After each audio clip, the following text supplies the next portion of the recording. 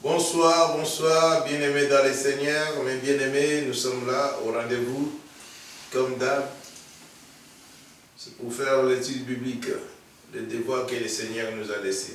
C'est un devoir d'aller répandre sa parole partout dans le monde entier. Et nous avons choisi de répandre à travers les réseaux sociaux. Avec cette adresse que je vais vous donner, mais avant tout, nous allons invoquer d'abord le nom de notre Dieu, que sa présence soit au milieu de nous. Et prions l'Éternel. Éternel Dieu Tout-Puissant, merci pour ta présence. Ce soir comme Alpha, Père Saint. Donne-nous l'inspiration, Père Saint-Seigneur. Utilise-nous comme des instruments parce que nous sommes prêts.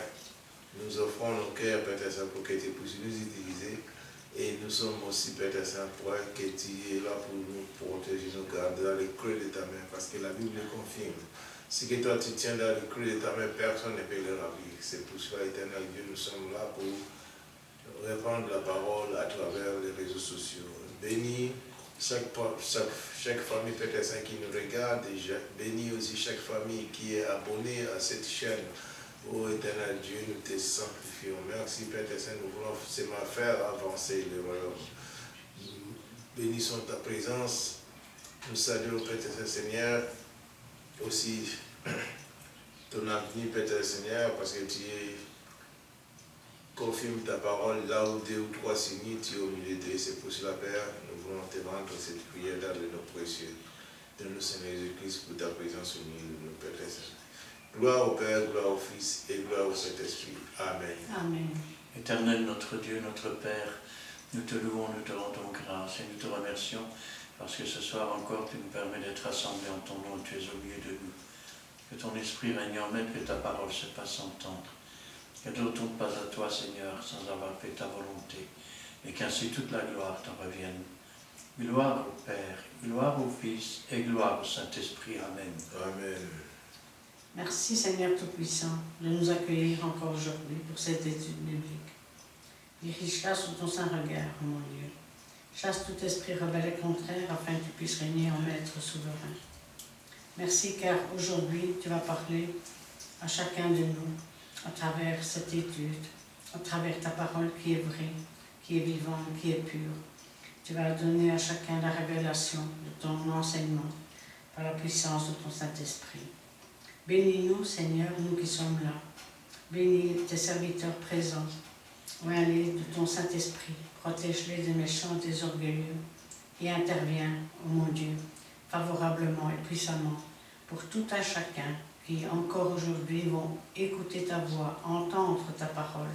Travaille leur cœur afin qu'ils puissent la recevoir entièrement, l'accepter, la méditer, mais surtout la mettre en pratique. Gloire te soit rendue dans le bon nom de Jésus-Christ. Amen. Amen. Voici, nous sommes arrivés à l'ère H et les jours J.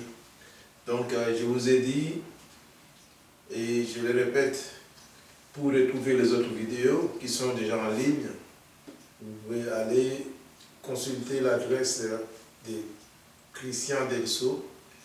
Christian Delso. Donc, sur YouTube, vous verrez toutes les vidéos qu'on a déjà diffusées. Et Delso, c'est D-E-L-S-A-U-X. Et vous verrez toutes les vidéos. Si vous voulez aussi des renseignements sur place, vous pouvez venir passer à Péniel. Nous sommes une église, la Fraternité évangélique des Pentecôtes, Péniel. Sur place, nous sommes assis sur la rue Paul Johnson, numéro 55. À 6061, donc 6061, à Montigny-sur-Sambre. Venez, vous ne serez pas dessus et vous aurez encore, si vous avez des questions, le poser via les réseaux sociaux ou soit venir sur place ou faire avancer le royaume. Donc voici, aujourd'hui nous allons parler de la libéralité. C'est pour ça que nous allons laisser la parole à notre pasteur Christian. Amen. Souvent, quand on parle de libéralité, immédiatement on pense à de l'argent. Certaines églises, je vais dire, en font une doctrine, une loi. Mais dans le mot libéralité, il y a le mot libre. Ça veut dire donner, ça peut être de l'argent, ça peut être de la nourriture, ça peut être du matériel, ça peut être des vêtements, mais donner librement. Comment pouvons-nous donner librement et comment pouvons-nous envisager de donner librement? Mais il faut déjà être libre soi-même. Parce que tant qu'on est esclave du péché, on est un peu à ce moment-là comme Ananias et Saphira, on retient. Quand on est réellement libre, on sait que tout nous vient de Dieu. Et comme tout nous vient de Dieu, nous voulons aussi participer à l'œuvre de Dieu en offrant de façon libérale ou en libéralité. Alors, pour commencer l'étude, nous pouvons prendre dans le livre de Deutéronome, chapitre 16, nous lirons là du verset 13 à 17. Nous lisons la parole de Dieu dans le livre de Deutéronome, chapitre 16, versets 13 à 17. Tu célébreras la fête des tabernacles pendant 7 jours. Quand tu recueilleras le produit de ton aire et de ton pressoir, tu te réjouiras à cette fête, toi, ton fils et ta fille, ton serviteur et ta servante, et le lévite, l'étranger, l'orphelin et la veuve qui seront dans tes portes. Tu célébreras la fête pendant 7 jours en l'honneur de l'Éternel, ton Dieu, dans le lieu que tu choisiras, l'Éternel, car l'Éternel, ton Dieu, te bénira dans toutes tes récoltes, dans tout le travail de tes mains, et tu te livreras entièrement à la joie. 3 fois par année, tous les mâles d'entre vous se présenteront devant l'Éternel, ton Dieu, dans le lieu qu'il choisira, à la fête des pains sans levain, à la fête des semaines et à la fête des tabernacles. On ne paraîtra point devant l'Éternel les mains vides. Chacun donnera ce qu'il pourra, selon les bénédictions que l'Éternel, ton Dieu, lui aura accordées. Amen.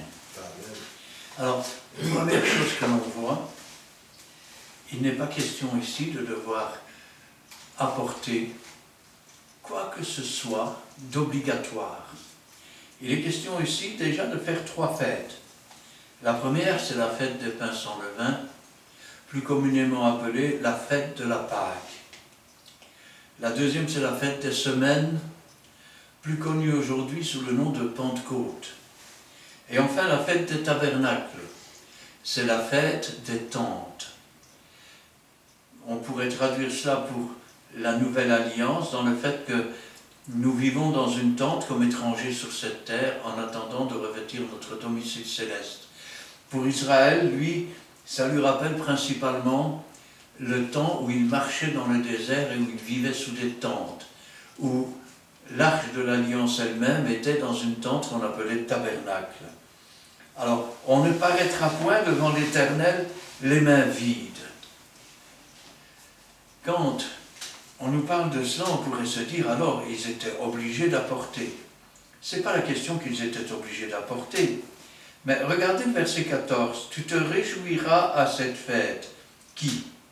Toi, ton fils, ta fille, ton serviteur, ta servante, le lévite, l'étranger, l'orphelin et la veuve qui seront dans tes portes. Ce qui veut dire que, en fait, cette libéralité d'offrir en l'honneur de l'Éternel n'était pas une offrande directe à l'Éternel. C'était surtout une offrande pour l'étranger, pour l'orphelin, pour la veuve, pour les fils, pour les filles, pour le lévite qui lui n'avait aucune part dans le pays. Ainsi donc, nous voyons que c'était un peu comme une fête où tous se réjouissaient et mangeaient ensemble. Et quand je pense à cela, je me dis, Seigneur, dans la Nouvelle Alliance, on appelle ça une agape. C'est-à-dire que chacun apporte de la nourriture qu'il a faite, et ensuite on mange tous ensemble. C'était un peu cela. Maintenant, pour pouvoir offrir quoi que ce soit, ou pour faire quelque chose en l'honneur de l'Éternel, il faut déjà savoir reconnaître une chose, c'est que tout nous vient de Dieu. Amen. Si nous pensons que ce sont nos mains et notre travail qui nous ont procuré, sachez-le bien que si Dieu ne bénit pas le travail, il n'y aura pas de bénédiction à la clé. Quand Dieu bénit le travail, automatiquement la bénédiction suit. Ainsi donc, nous pouvons continuer avec le livre des Proverbes, chapitre 3, et le verset 9 et 10. Nous lisons le livre des Proverbes, chapitre 3, les versets 9 et 10. Honore l'Éternel avec tes biens et avec les prémices de tout ton revenu. Alors tes greniers seront remplis d'abondance et tes cuves regorgeront de mou. Amen. Amen. Regardez ce que Dieu dit. Honore l'Éternel avec tes biens. Et je vais vous dire une chose qui va peut-être vous étonner, mais tant que vous dites ma maison, ma voiture, mon argent, mes meubles, eh bien, vous n'êtes pas libre, parce que vous êtes retenu par les choses périssables. Quand on sait que tout nous vient de Dieu, nous savons alors que Dieu nous prête pour un temps. J'ai bien dit prêter. Nous savons que nous sommes venus au monde tout nus et que nous n'emporterons rien. Nous savons aussi que si ces choses sont mises à notre disposition, c'est aussi pour que Dieu puisse bénir. Si Dieu a fait le riche, c'est pour qu'il puisse bénir le pauvre. Et si Dieu a fait le pauvre, c'est pour que le riche puisse être un objet de bénédiction pour le pauvre. Tant que nous ne comprenons pas ces choses, nous passons à côté de la véritable richesse. Honore l'Éternel avec tes biens. Il aurait pu dire avec les biens que Dieu a mis à ta disposition pour un temps. Et avec les prémices de tout ton revenu. Avec le commencement, les premières choses, les premiers revenus. Rappelez-vous, il ne faut jamais mépriser les faibles commencements. Il ne faut jamais mépriser les prémices. Alors tes greniers seront remplis d'abondance. Et tes cuves regorgeront de mou. Pourquoi? Regardez dans le monde. On s'attache aux richesses et on ne se rend pas compte que l'homme est un loup pour l'homme. Tenez par exemple les banques. Elles vous rendent bien service. Elles vous prêtent de l'argent. Vous vous rendez compte? En fait, ils se font 12% de revenus sur votre dos. Leur but n'est pas de vous donner. Le but est, si possible, de reprendre tout ce que vous avez. Et c'est la même chose dans le monde de la consommation. Chaque objet que l'on vous présente, que l'on vous fait convoiter, même si vous n'en avez pas besoin, vous le convoitez, vous l'achetez, en réalité vous n'en avez pas réellement besoin, et ces gens, finalement, s'enrichissent sur votre dos. Quand on appartient à l'Éternel, on est détaché de toutes ces choses. Et par conséquent, on ne s'attache qu'aux choses qui sont nécessaires, qui sont utiles. Et donc, comme il est dit ici, nous honorons alors l'Éternel avec notre bien, par la libéralité. On devient un objet de bénédiction pour l'un ou pour l'autre. Alors tes greniers seront remplis d'abondance. Vous savez, quand on dit tes greniers seront remplis d'abondance, ça fait le jeu de ce que j'appelle moi l'évangile de la prospérité. Sauf que, je vais vous dire une chose, il vaut mieux avoir une tartine de pain sec avec la paix qu'un gros beefsteak avec la guerre. Il vaut mieux avoir deux petites pièces de monnaie dans sa main et l'Éternel dans son cœur, que d'avoir des sacs remplis d'or et avoir un cœur qui est vide et mort par ses offenses. Ainsi donc, tes greniers engrangés de la sagesse, engrangés de l'amour, engrangés les œuvres que Dieu a préparées pour vous, remplis d'abondance, et tes cuves regorgeront de mou. Nous pourrions le traduire autrement. Et alors ton vase débordera comme un fleuve d'eau vive qui coule. Maintenant, faire les choses, c'est bien. Offrir, c'est bien. Toujours dans la mesure de sa capacité, parce que je me souviens un jour d'une vieille femme, elle venait à l'église et puis elle dit au pasteur, tous les mois c'est elle-même, est-ce que vous ne pourriez pas me prêter? Et le pasteur lui donnait gentiment. Et puis un beau jour, il apprend que cette femme, elle avait une pension plus que confortable. Alors il lui dit, mais qu'est-ce que tu fais avec ton argent? Ben, je fais de la libéralité, je donne des sous à tous mes voisins. Et le pasteur lui a dit, c'est pas comme ça qu'on travaille. Le premier jour du mois, tu dois calculer tout ce que tu as besoin pour toi.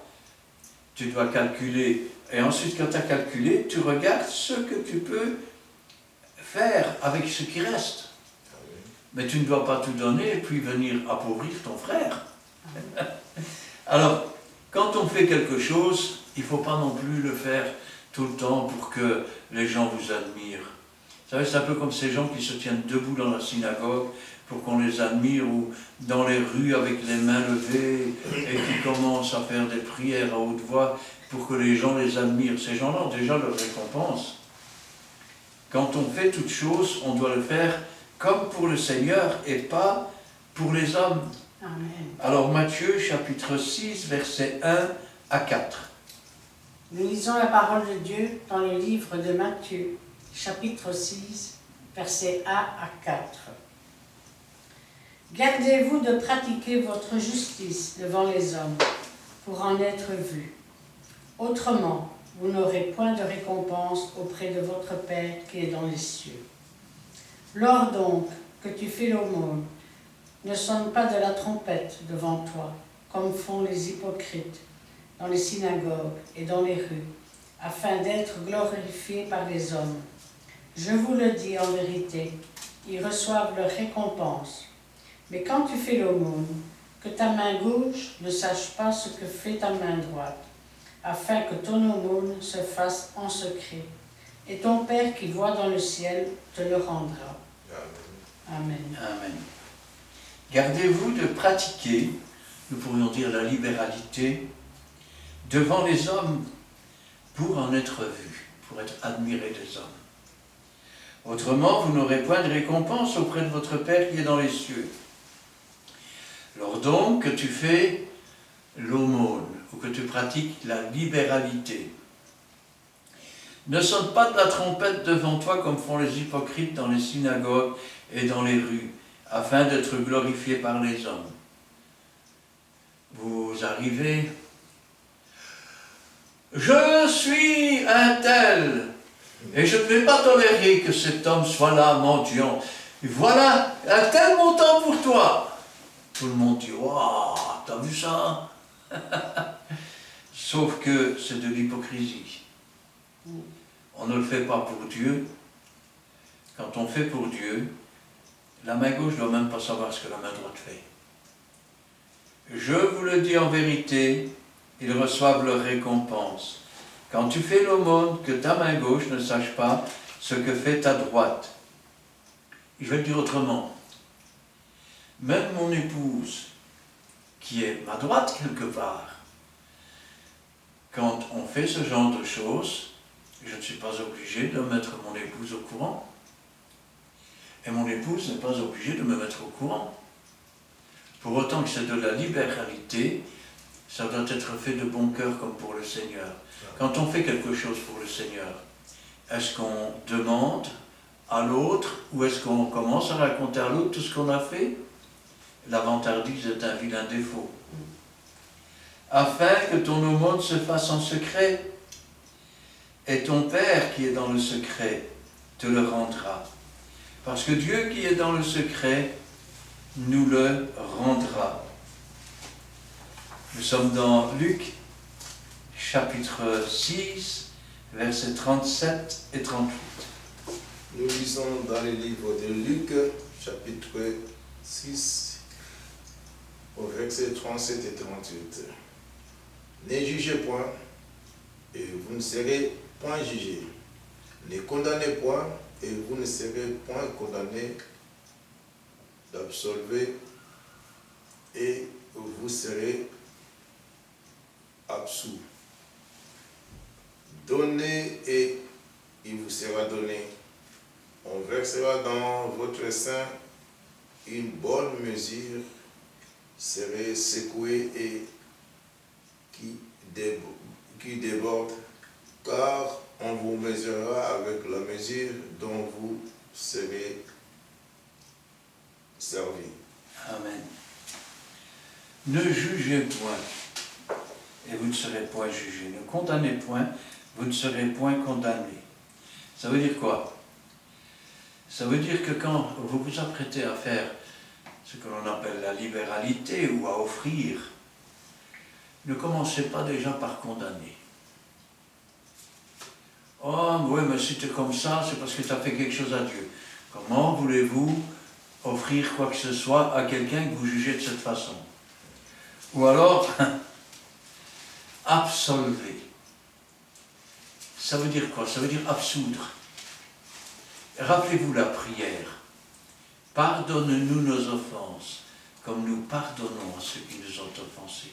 Ou absous-nous nos offenses, comme nous absolvons ceux qui nous ont offensés. Donnez. Vous savez, la libéralité, c'est pas seulement... Tantôt, j'ai parlé d'argent, j'ai parlé d'objets, et j'ai parlé de linge ou de tout ce que vous voulez. Mais la libéralité aussi, c'est prêcher, c'est rendre témoignage, c'est offrir un témoignage. Oh, je sais, il y en a beaucoup aujourd'hui qui ne travaillent pour Dieu que parce qu'il y a une quinzaine à la fin du mois. Retirez-leur leur quinzaine, ils ne sont plus nulle part. Je peux vous dire que ce soit le frère qui est à côté de moi ou bien moi, nous avons toujours travaillé comme l'apôtre Paul. Nous n'avons jamais vécu avec l'argent de l'Église. Et nous ne le voulons d'ailleurs pas. Quand nous prêchons l'Évangile, nous donnons gratuitement. Amen. Et parce que nous donnons gratuitement, Dieu prend une mesure, il nous donne de quoi partager. Et cette mesure, elle est serrée. Et il la donne. Ensuite, quand c'est plein, vous savez ce qu'il fait? Il secoue. Comme ça descend. Et il en met encore. C'est ainsi que Dieu récompense ses serviteurs. Si vous n'utilisez pas ce que Dieu vous donne, et que vous ne faites pas preuve de libéralité, vous êtes comme ce serviteur qui enterre sa mine, un mauvais serviteur. On aurait pu prier Dieu dans les cieux et le mettre, que le Seigneur dira à la banque du ciel, elle aurait rapporté un intérêt. Ça veut dire aussi que donnez et il vous sera donné. Amen. La Bible nous dit d'ailleurs, il y a plus de joie à donner qu'à recevoir. Il vous sera donné, on versera dans votre sein. Il parle ici de verser les dons, de verser la connaissance, de verser l'Esprit Saint. Une bonne mesure, serrée, secouée, qui déborde. Car on vous mesurera avec la mesure dont vous vous serez servi. Si vous êtes avare au service de Dieu, que ce soit pour répandre la parole, rendre témoignage, peut-être vous regardez votre frère qui passe et qui est dans le besoin et vous lui dites « Que le Seigneur te bénisse », il n'a rien pour chauffer, mais « chauffe-toi bien !» mais que vous ne lui donnez rien. Les païens en font tout autant.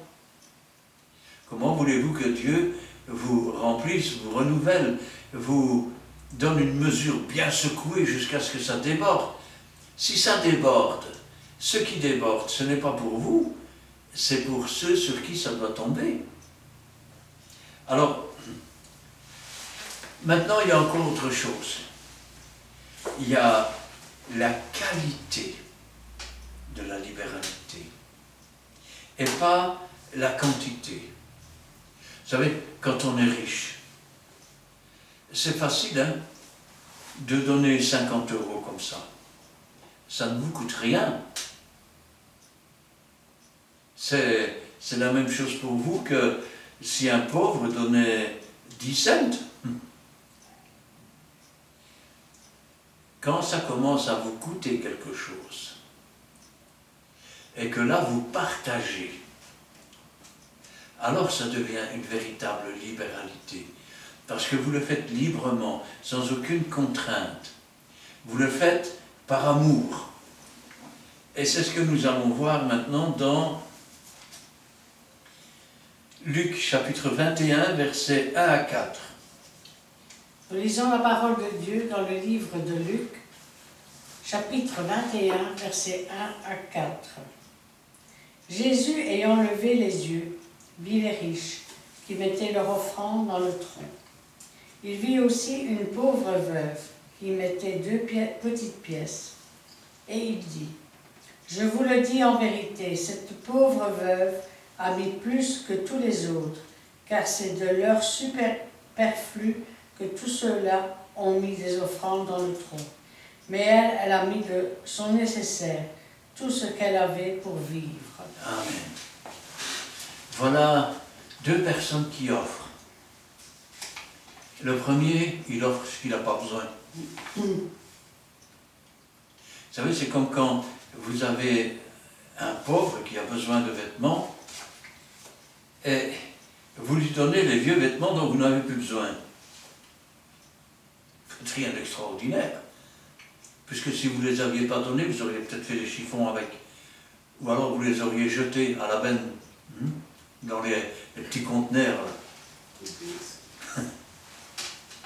Quand on fait preuve de libéralité, vous ne donnez pas quelque chose à quelqu'un dont vous n'auriez plus besoin, dont vous ne voudriez plus. Ces riches mettaient leur offrande dans le tronc, mais ils mettaient leur superflu. C'est-à-dire que j'en avais tellement que, bon, c'est comme quelqu'un qui arrive et qui dit, bah, je regarde dans mon porte-monnaie, j'ai des billets, il y a de la monnaie, mais ça m'embête. Alors, il prend sa monnaie, il la met. Ou comme celui qui, je vais dire, regarde dans son porte-monnaie, et alors, pour ne pas mettre quoi que ce soit dedans, il prend des boutons de culotte. Et il les met. Et ça existe, hein? Pour faire ça, ne donnez rien du tout. Vous savez, c'est un peu comme là-bas, on m'assassine au secours. Mon or. Cette veuve, elle n'a mis que 2 pièces. C'est rien, peut-être, à côté de ce que les riches ont mis. Les riches ont probablement mis beaucoup plus qu'elle. Mais c'est elle qui a mis le plus. Parce que elle, sa libéralité, elle l'a mis avec tout son cœur. Elle a mis de ce qui lui était nécessaire. Ça veut dire qu'elle a résolu en son cœur de mettre des choses qui lui étaient nécessaires et dont elle va se priver pour offrir cette libéralité. Ainsi donc, ce qui compte, ce n'est pas la quantité, ce qui compte aussi, c'est la qualité. Alors, il faut se préparer pour toutes bonnes œuvres. Parce que Dieu doit occuper nos pensées. Et donc, si on ne veut pas être surpris, eh bien, il faut se préparer à la libéralité. Nous sommes dans 1 Corinthiens, chapitre 13, verset 3.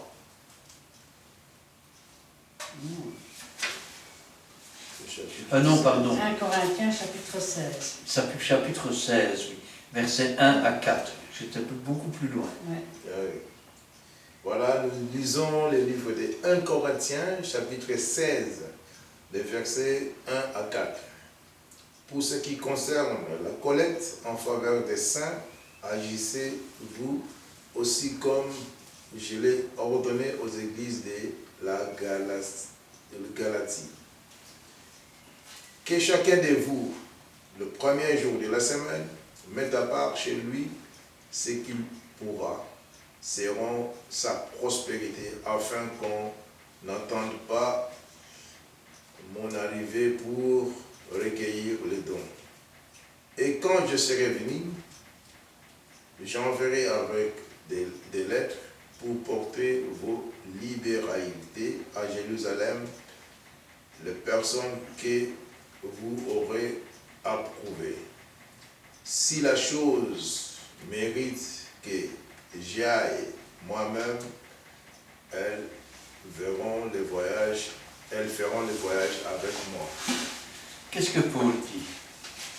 Pour ce qui concerne de la collecte en faveur des saints, il arrive parfois que, bien que des personnes ne se plaignent pas, bien qu'on fasse une collecte. Parce qu'on sait que ces personnes en ont besoin, que ces personnes font partie de l'Église ou qu'ils sont dans une autre Église. Alors, vous aussi, comme je l'ai ordonné aux églises de Galate. Il n'a pas ordonné. Il n'a pas dit, vous devez faire preuve de libéralité, vous devez donner la libéralité, et vous ne pouvez pas faire autrement. Qu'est-ce qu'il a ordonné? Il a ordonné que chacun de vous, le premier jour de la semaine, mette à part chez lui ce qu'il pourra. Ainsi, n'attendez pas qu'on arrive pour dire « Ah, mais je vais chercher des sous. Ah, mais je vais chercher de la nourriture. Ah, mais je vais chercher un outil. Ah, je vais chercher ça. » La chose doit être prête. Amen. Ainsi, mettez à part chez lui ce qu'il pourra.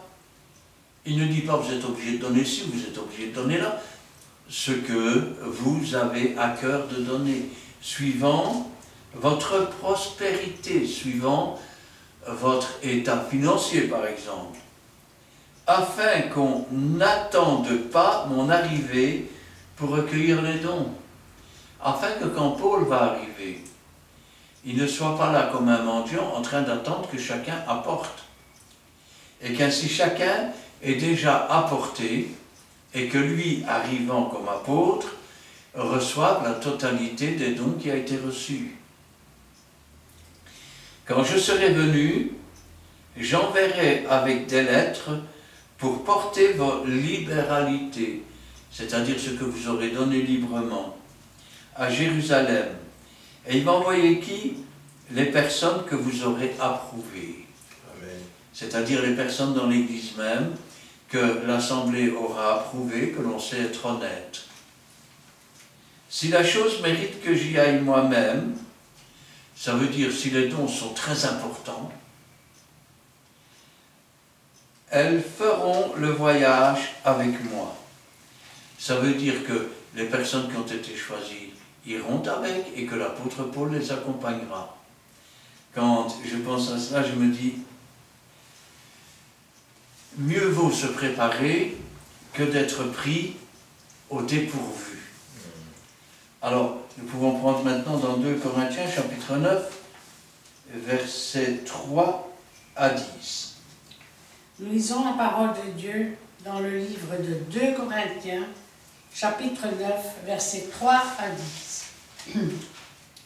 J'envoie les frères afin que l'éloge que nous avons fait de vous ne soit pas réduit à néant sur ce point-là, et que vous soyez prêts, comme je l'ai dit. Je ne voudrais pas si les Macédoniens m'accompagnent et ne vous trouvent pas prêts, que cette assurance tournât à votre confusion, pour ne pas dire à la vôtre.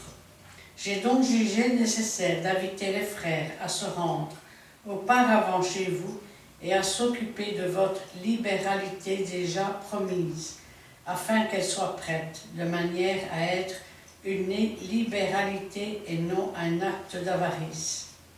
Sachez-le, celui qui sème peu moissonnera peu, et celui qui sème abondamment moissonnera abondamment. Que chacun donne comme il l'a résolu en son cœur, sans tristesse ni contrainte, car Dieu aime celui qui donne avec joie. et Dieu peut vous combler de toutes sortes de grâces, afin que, possédant toujours en toutes choses de quoi satisfaire à tous vos besoins, vous ayez encore en abondance pour toutes bonnes œuvres, selon qu'il est écrit. Il a fait des largesses, il a donné aux indigents. Sa justice subsiste à jamais. Celui qui fournit de la semence au semeur et du pain pour sa nourriture vous fournira et vous multipliera la semence et il augmentera les fruits de votre justice. Amen. Qu'est-ce qu'il dit? Il dit, voilà, j'ai envoyé des frères chez vous. Et j'espère que vous saurez faire preuve de libéralité et pas d'avarice. Pourquoi? Parce que cette libéralité, elle a été promise. Ça veut dire qu'ils ont résolu de donner. Et il fallait qu'elle soit prête. L'apôtre rappelle une chose. Rappelez-vous quand j'ai parlé de libéralité, et j'ai parlé bien sûr d'objets, j'ai parlé d'argent, j'ai parlé de nourriture, un peu toutes sortes. Mais celui qui sème peu, moissonnera peu. C'est valable pour tout. Celui qui rend peu témoignage, pourquoi Dieu le comblerait d'énormément de connaissances et d'expériences, puisqu'il rend quasiment pas témoignage. Je vais dire autrement, si tu es fidèle en peu de choses, Dieu peut alors t'établir sur les grandes. Mais pour que tu sois établi sur les grandes, il faut déjà que tu reçoives ces grandes choses à faire. C'est la même chose à partir du moment où, je vais dire, quand il s'agit de libéralité, ou de témoignage, ou d'offrir, ou de donner, ou de pallier au manque de quelqu'un d'autre, il n'y a plus personne, alors tu ne fais rien de plus extraordinaire qu'un païen. Et si tu ne fais rien de plus extraordinaire qu'un païen, pourquoi serais-tu béni comme un enfant de Dieu? Dieu aime ses enfants, Dieu bénit ses enfants. Si maintenant tu donnes de la semence, regardez comme il est dit ici, un petit instant. Voilà. Car Dieu aime celui qui donne avec joie, et Dieu peut vous combler de toutes sortes de grâces, afin que vous, possédant toujours en toutes choses de quoi satisfaire tous vos besoins, vous ayez encore en abondance pour toute bonne œuvre. Ça veut dire que Dieu te donne pour toi, et il te donne encore un surplus pour les bonnes œuvres. Selon qu'il est écrit, il a fait des largesses, il a donné aux indigents. Et chaque fois que tu donnes au nom du Seigneur, rappelle-toi toujours que c'est le Seigneur qui bénit. C'est le Seigneur qui donne. C'est le Seigneur qui fait des largesses. S'il ne t'avait pas donné ou prêté pour un temps, tu n'aurais pas pu donner. Sa justice subsiste à jamais. Celui qui fournit de la semence au semeur. Combien de fois je dis, Seigneur, que ta parole ne retourne pas à toi sans avoir fait ta volonté, qu'elle donne du pain à celui qui mange, et de la semence à celui qui sème. Car la parole doit être enseignée à des gens qui, à leur tour, sont capables de l'enseigner.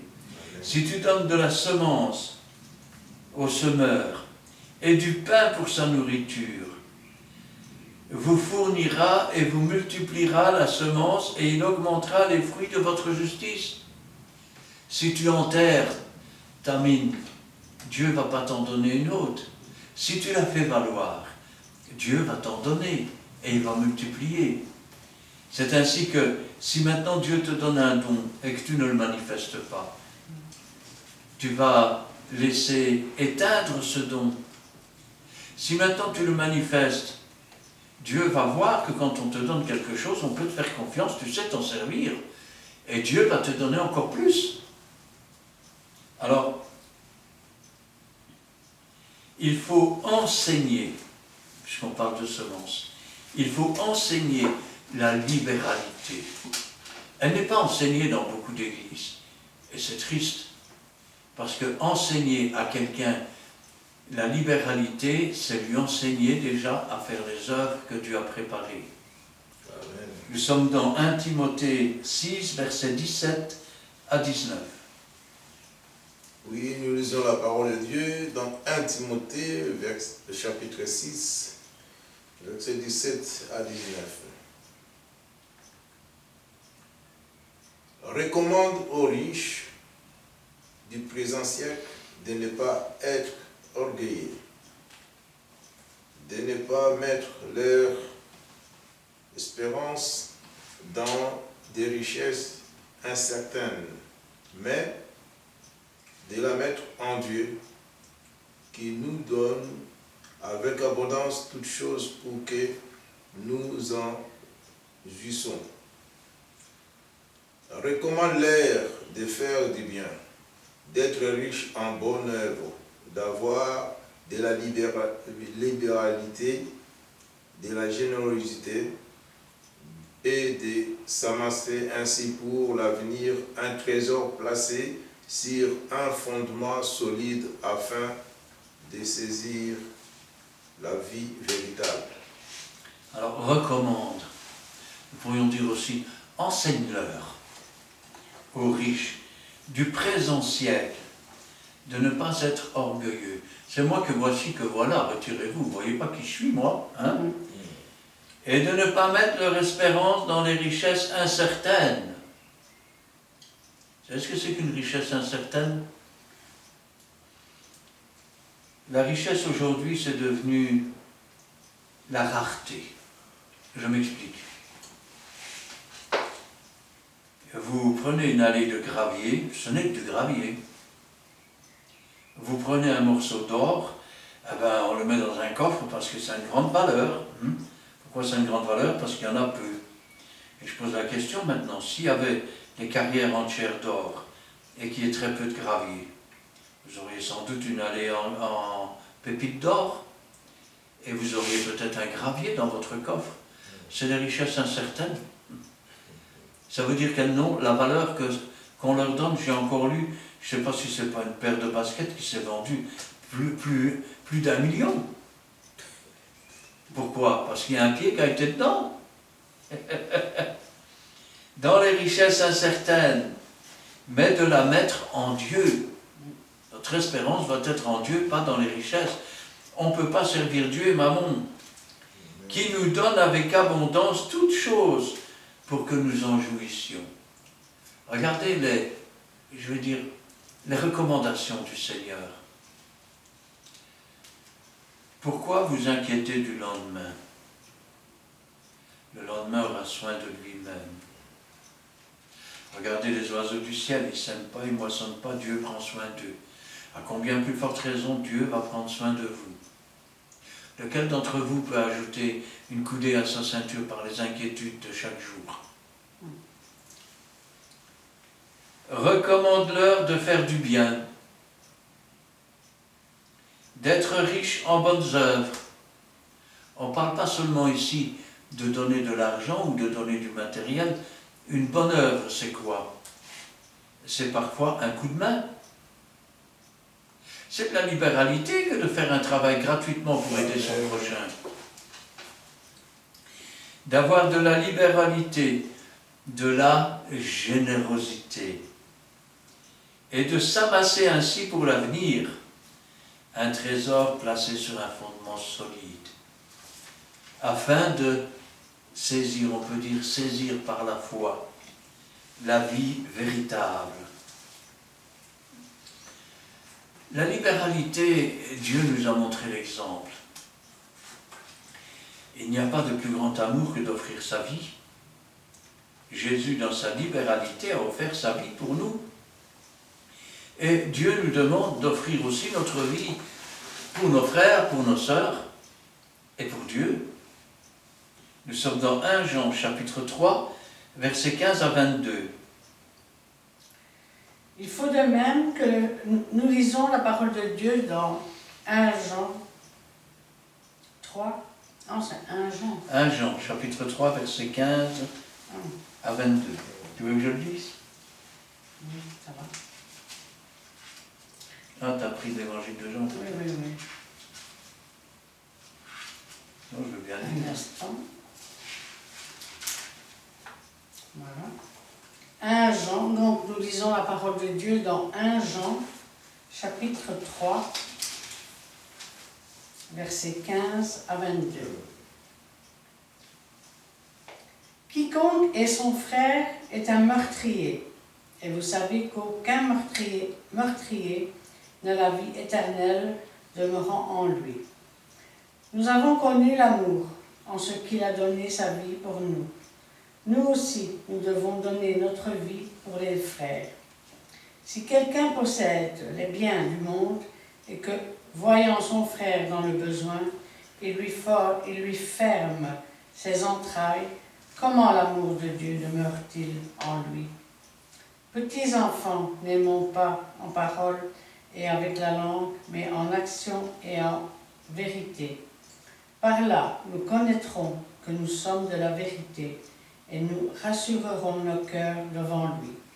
Car si notre cœur nous condamne, Dieu est plus grand que notre cœur et il connaît toutes choses.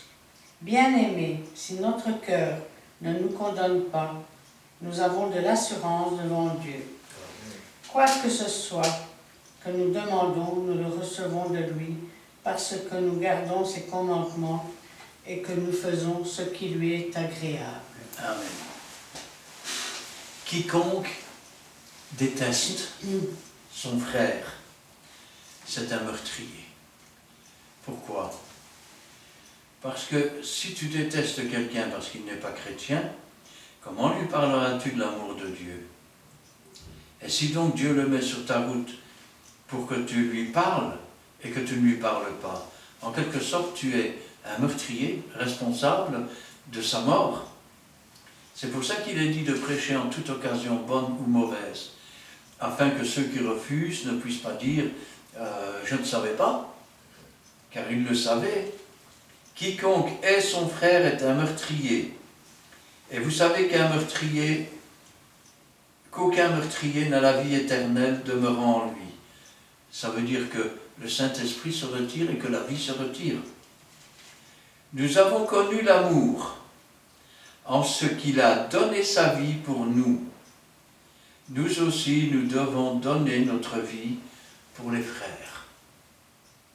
Aimez-vous les uns les autres comme je vous ai aimé, a dit le Seigneur.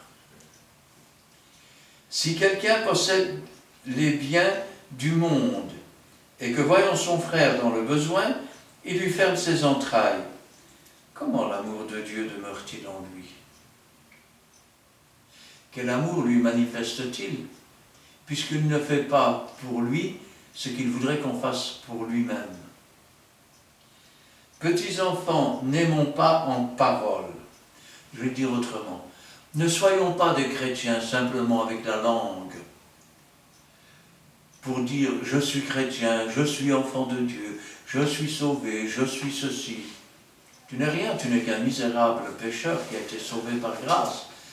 Alors remercie Dieu.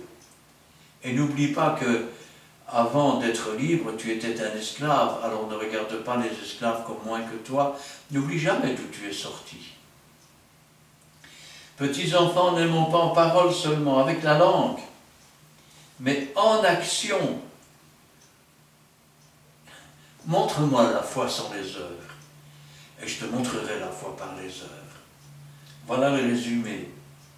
Et avec vérité, pas pour, je veux dire, pour épater la galerie, mais parce que Dieu est pour Dieu.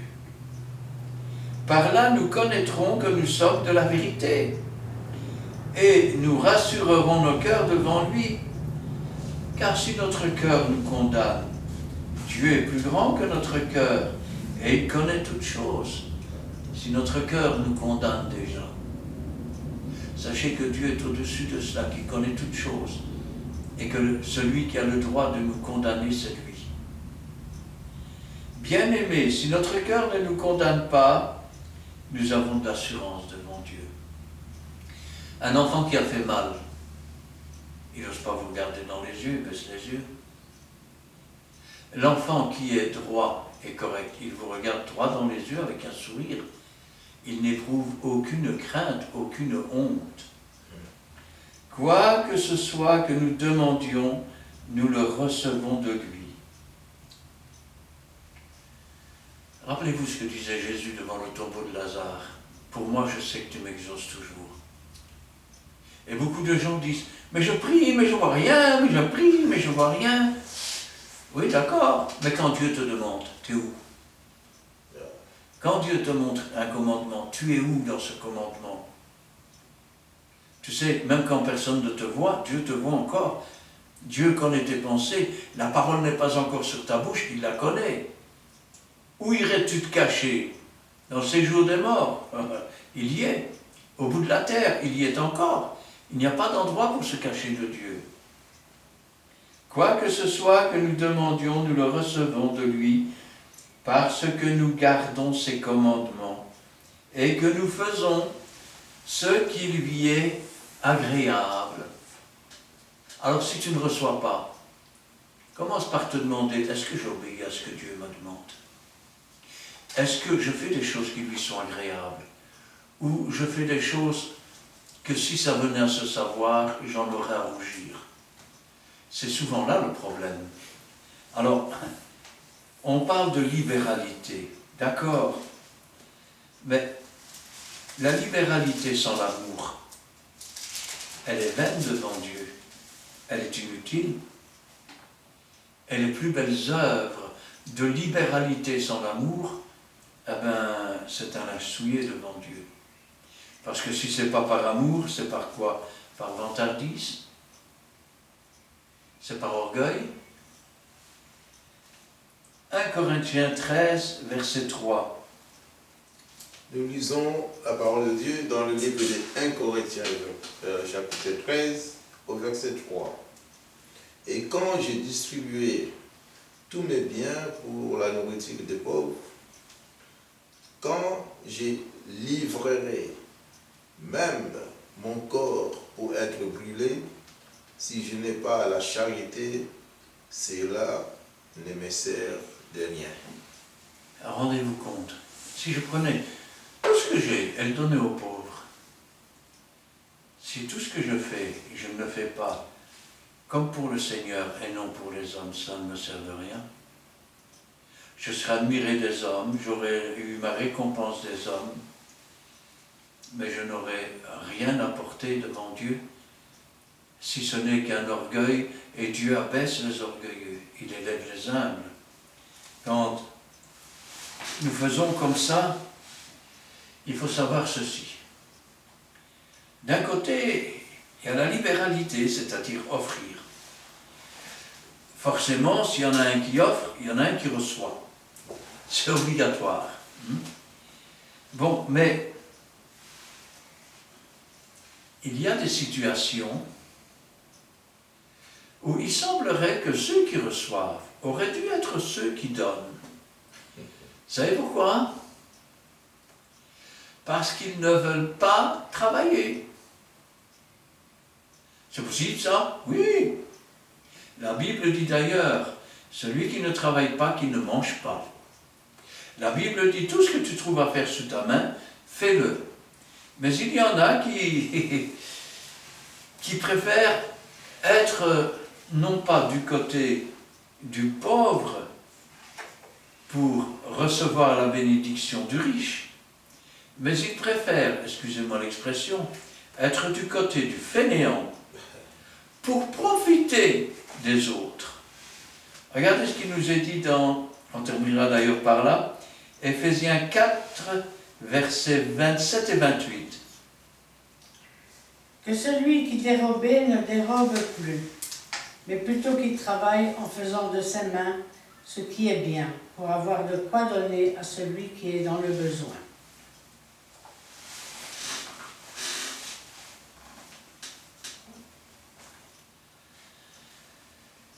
Ne donnez pas grâce, pas accès au diable. Que celui qui dérobait ne dérobe plus. Voilà. Vous savez, parfois il y a des voleurs qui volent, pourquoi? Parce qu'ils sont fainéants. Vous savez, Tout à l'heure, il y a un monsieur qui est venu près de moi. Il me dit, on m'a tout pris, on m'a tout volé. Et je le regardais et je dis, en moi-même, je dis, je sais de quel esprit tu es animé. Et je sais ce qui est et où est la vérité. Mais je ne lui ai pas dit.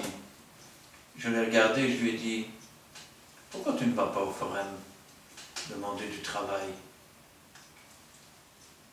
Ah, ben c'est parce que je veux faire des études. Je dis, tu vas au forum et tu vas avoir du travail. On en demande tout plein. Tu pourras aller au Canada, on te payera ton billet, on te donnera un logement, on te donnera un salaire. Ça ne t'intéresse pas? Eh oui. Ne donnez pas accès au diable, que celui qui dérobait ne dérobe plus, mais plutôt qu'il travaille. Qu'il travaille. Je vais vous dire, le peuple de Dieu ne doit pas être assimilé à un peuple de, excusez-moi l'expression encore, de paresseux, de fainéants, de gens foutisme. Il doit être assimilé à des gens qui sont responsables, à des gens qui font tout ce qu'ils trouvent à faire sous leurs mains, à des gens qui travaillent en faisant de ses mains ce qui est bien, pas le mal. Pourquoi faire? Quel est le but? Pour avoir de quoi donner à celui qui est dans le besoin, à celui qui est vraiment dans le besoin, à celui qui peut-être est malade et ne sait plus travailler, à celui qui peut-être, je vais dire, par la circonstance a été conduit à la pauvreté. Dieu t'a donné la possibilité non seulement de subvenir à tes besoins, mais d'avoir de quoi l'aider. Ça aussi, c'est des œuvres préparées d'avance par Dieu. Mais si tu ne fais pas déjà les œuvres que Dieu a préparées pour toi, comment veux-tu qu'il te confie des choses plus grandes? Là aussi, c'est un fameux frein. Parce que si tu es attaché plus aux richesses du monde qu'à Dieu, si tes biens sont plus importants que Dieu, il va venir un moment où tu ne pourras pas servir deux maîtres à la fois. Tu vas mépriser Dieu et tu vas adorer l'argent. Ça devient à ce moment-là, je vais dire, un appel du diable qui va te faire croire que plus tu vas être dans l'avarice et plus tu vas devenir riche. Laissez-moi vous dire que les avares ne profitent jamais de leurs biens. Rappelez-vous de ce monsieur qui avait eu des récoltes fabuleuses, qui avait abattu ses greniers. Il en avait fait de nouveaux. Il s'était assis, il avait dit, « Ah, mon âme, maintenant tu as des biens pour des années. » Cette nuit-là, un ange est venu le voir et lui a dit, « Insensé, tu es. Aujourd'hui, ton âme va t'être demandée. Et tout ce que tu as emmagasiné, pour qui est-ce que ça va être? À toi de voir. Tu peux emmagasiner tant que tu veux, tu peux t'asseoir et dire je vais me reposer, mais le jour où tu seras parti, les œuvres que Dieu avait préparées sont toujours là. Elles n'auront pas été faites. Et tu devras rendre compte. Ce jour-là, tu diras, mais c'était à moi.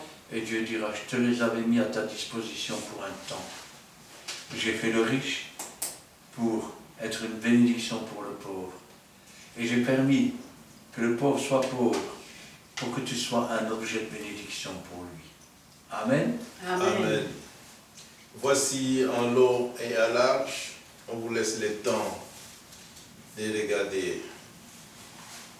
Toutes les vidéos sont là. Vous serez grandement bénis et partagez aussi surtout si vous voulez recevoir des vidéos en premier.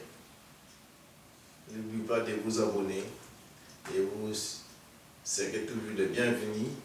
Et voici, nous vous laissons vraiment le temps de regarder en famille, avec les amis et aussi poser des questions. Comme ça, ça va nous faire aussi avancer, aussi de préparer les autres études bibliques pour en diffuser dans l'avenir. Donc, comme nous avons commencé avec une prière, nous pouvons aussi clôturer avec la prière. Nous te bénissons, éternel Dieu, pour les âmes que tu nous laisses, Père Seigneur, devant nous, Père Seigneur, dans nos enseignes, éternel Dieu. Nous te disons merci, Père de grâce, parce que tu es là, Père Seigneur, au cœur de nos vies, c'est toi qui nous inspires. Nous sommes disposés, Père Seigneur, nous sommes, Père Seigneur, prêts à être utilisés, les instruments que toi tu cherches, les adorateurs, les vrais adorateurs que toi tu demandes, les adorateurs en esprit et en vérité. Épargne-nous, éternel Dieu, encore de nouvelles choses. Nous voulons faire du bien aux gens qui en ont peut-être besoin. Nous voulons te dire merci, Père Seigneur, de cette étude biblique que tu nous as révélée pour la libéralité, Père Seigneur. Nous voulons que toi-même, Père Seigneur, que tu puisses disposer nos cœurs et que nous pouvons aussi aider les autres. Sois élevé, sois sanctifié, Père Seigneur, tout. Avec cette libéralité que nous avons commencé, Père Seigneur, pour diffuser aussi des vidéos, Père Seigneur, à travers des réseaux sociaux. Et voici, Père Seigneur, pour avancer ton royaume. Bénis aussi notre chemin de retour. Bénis nos familles biologiques. Bénis aussi, Père Seigneur, les familles chrétiennes que tu nous as données. Nous ne cesserons pas, Père Seigneur, à te rendre grâce parce que tu es notre Dieu. Merci, éternel Dieu, de nous accorder ces beaux moments que nous avons passés pour toi, en toi et avec toi. Sois glorifié, Père Seigneur. Nous voulons t'élever cette prière dans le nom précieux de notre Seigneur Jésus-Christ. Amen. Amen. Éternel, notre Dieu, notre Père, nous te louons, nous te rendons grâce. Béni sois-tu et gloire à toi. Tu nous rappelles ce soir que c'est toi qui pourvois à tous nos besoins. Tu nous rappelles, Seigneur, que tu nous donnes ce dont nous avons besoin et ce qui nous est nécessaire pour les œuvres que tu as préparées d'avance, afin que nous puissions manifester de la libéralité, afin que nous ne renvoyions pas à vide ceux que tu as mis sur notre chemin, mais que nous puissions, Seigneur, partager avec eux ce que tu nous as donné, afin, Seigneur, qu'ils puissent être réjouis et qu'ils puissent te louer et te remercier pour tous tes bienfaits, car c'est de toi que viennent les largesses, c'est de toi que vient la bénédiction. Amen. Et c'est une bénédiction, Seigneur, car il y a plus de joie à offrir qu'à recevoir. C'est pourquoi nous voulons te remercier pour ta parole, qui est la vérité, qui est la vie. Qu'elle ne retourne pas à toi, Seigneur, sans avoir fait ce que toi tu voulais et que toute la gloire t'en revienne. Gloire au Père, gloire au Fils et gloire au Saint-Esprit. Amen. Amen. Merci Seigneur, car ce soir encore, tu as agi dans notre cœur à chacun. Tu as porté à notre connaissance tout ce que nous devons savoir sur la libéralité à travers ta parole, qui est vraie, qui est une lampe sur notre sentier. Merci Seigneur pour ta présence et ton amour. Merci Seigneur pour tes bienfaits, ta bonté infinie de chaque jour. Et nous te disons merci pour tout ce que tu nous accordes ici-bas, pour tous les biens que tu nous donnes, pour tous tes bienfaits. Merci Seigneur, car c'est toi qui prends soin de nous et tu nous donnes, Seigneur, chaque jour, Seigneur, ce dont nous avons besoin. Donne-nous, Seigneur, de retenir cette parole, de l'accepter, mais surtout de la mettre en pratique. Agis, ô Seigneur, dans le cœur de tout un chacun qui, aujourd'hui encore, ont écouté ta parole, ont vu cette vidéo. Travaille leur cœur, surtout ceux qui te sont fidèles, ceux qui te cherchent, ceux qui ont réellement soif et faim de toi. Travaille leur cœur, afin, Seigneur, qu'ils sachent que tu es le seul Dieu vivant et vrai, celui qui agit dans chaque cœur, celui qui pourvoit, celui qui intervient dans toutes les situations. Intervient aussi, Seigneur, pour leurs demandes, leurs prières, leurs cas spéciaux, et afin qu'ils sachent que ça vient de toi, Seigneur, que tu existes, que tu es le seul Dieu vivant et vrai. Et vous qui avez regardé, écouté cette vidéo, si la parole de Dieu a retenu toute votre attention, n'ayez pas peur, n'oubliez pas de liker, mettez un commentaire Mettez votre nom au même endroit d'où vous regardez et partagez en grand nombre afin que la parole de Dieu soit aussi diffusée dans le monde entier. Soyez tous bénis dans le nom puissant de Jésus-Christ. Amen. Amen. Voici, vaut mieux la fin d'une chose que son commencement. Nous sommes arrivés.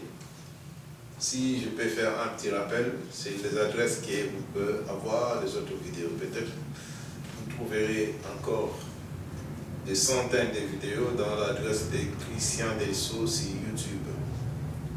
Delso, c'est D-E-L-S-A-U-X. Donc voici, nous sommes arrivés à la fin. Et si vous voulez avoir des renseignements sur place, venez. Nous sommes sur la rue Paul Johnson, numéro 55, à Montigny-600, 60-61. Nous sommes une église, la Fraternité évangélique des Pentecôtes, Péniel.